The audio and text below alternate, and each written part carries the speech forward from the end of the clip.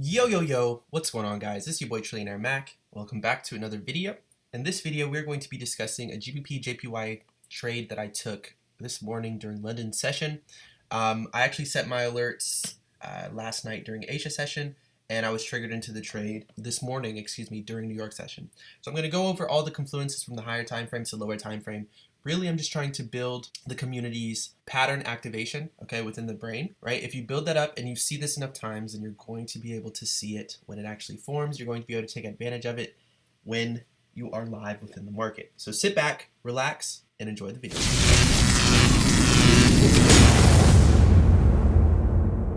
All right, so let's get started. Now, remember, before we get started, everything that we're going to talk about is going to be within the course. Feel free to use YouTube 20 for 20% off of the course purchase. The first link in the description. Feel free to go check it out. Also, feel free to go check out the testimonials as well. Like if you guys scroll through these, we added some new ones. So feel free to go check out the testimonials, see what other people are saying after they finish the course and they're able to give a review. So if we look at this trade, GBPJPY, now I told all of my students and clients that we were looking for price to push off of this region here and trade back up into our higher time frame zone that we had marked up since Sunday. Now we've already tapped into this zone once already, okay, and then we pushed to the downside. We found some type of support at this demand here. Price tested back into this demand that was created once price actually took out this failed reaction of this supply that was here on the lower time frame. Right? I'm not going to go all the way down to lower time frame to show you, but you know, if you go look at this large bearish candlestick, you'll be able to find supply zones within this candlestick itself. So we can see price came back to this region here. If I can find the clip where I tell my students to look out for price to bounce off of this and head back up here, okay, if I can find that clip, I'll insert it now. If I can't, no worries. Here's the inserted clip of where I'm basically telling my students that we are looking for buy positions on GBPJPY for price to push up here within this region. So check it out. Price pulled back down into demand that was responsible for taking out the supply resting above this region. Hopefully we can trade back up into this here and then get a possible entry opportunity for GBPJPY sells to the downside. All right, so there you go. Basically the clip. I didn't want to show you guys too much of the clip because we talk about other things within on GBPJPY.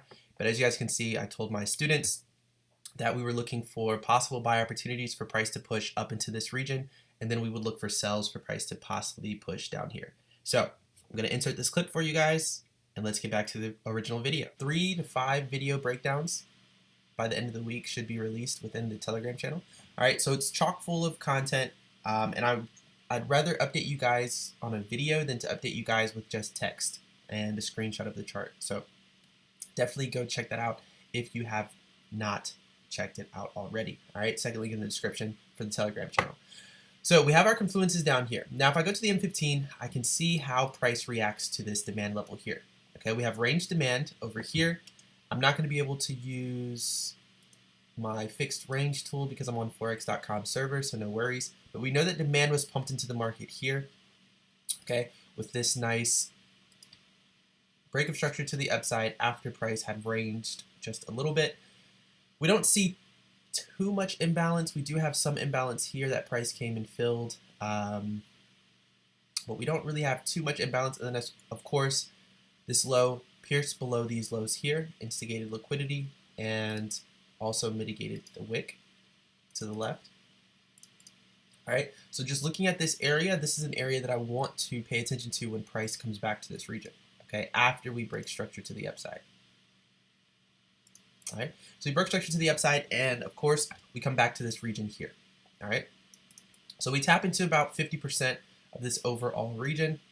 Okay, from there, I'm simply just looking for my entry confluences. All right, so we have liquidity sweep here under these instigated lows. We have price mitigating something to the left.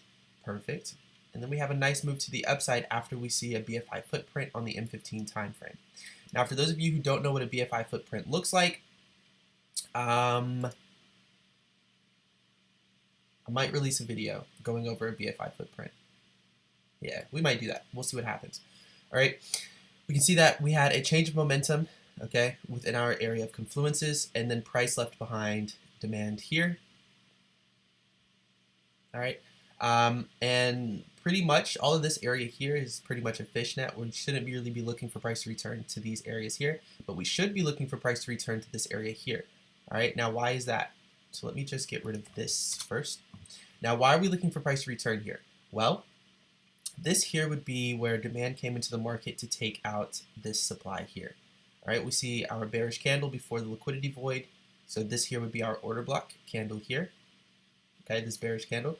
Now remember, you can choose how you want to refine order blocks, but if you do see a bearish wick, okay, right under a bullish order block or below that, dips down below a bullish order block, then I would consider, okay, if I were you guys, I would consider the wick, okay, because price can travel down to this area. Because if we go to the lower time frame, this is really where the demand came into the market, right? Now you can consolidate it within this entire range, okay? And that's why when price tapped into this range, that's why I was looking for a buy position, all right? So here we can see price tapped into this range, okay? My stop loss at the bottom of my range around 14 pips, and my target was actually here, to be honest with you guys. It was here, all right? We've tapped into that area. I've already taken some profit off the table, and I'm just gonna simply just let the rest run to this region here for around 107 pips, only risking 14 pips. Overall, a 7.69% gain. So this wasn't a bad trade at all. We can definitely do a lot better. 14 pips is a large stop loss for sure, but depending on how you guys are actually taking advantage of trades, depending on the zones that you're using, things like that, sometimes you have to deal with 14 pip stop loss, especially when it comes to GBPJPY pairs. All right, so this wasn't a bad trade at all. If we go to the lower time frame, just look into this area, we can see that unless you decided to take your entry based on the M15, we don't really get an entry based on the 1 minute time frame or the 5 minute time frame down here within this area. So what should you do in that case? Well, then you should be paying attention to decisionals, all right, in that case, okay? Decisionals are going to be very important. This would actually be, and I would say we took this low out here, the break of structure to the downside, okay, and that was right after we took, so let's get specific with this, right? So we see we have a break of structure to the upside here.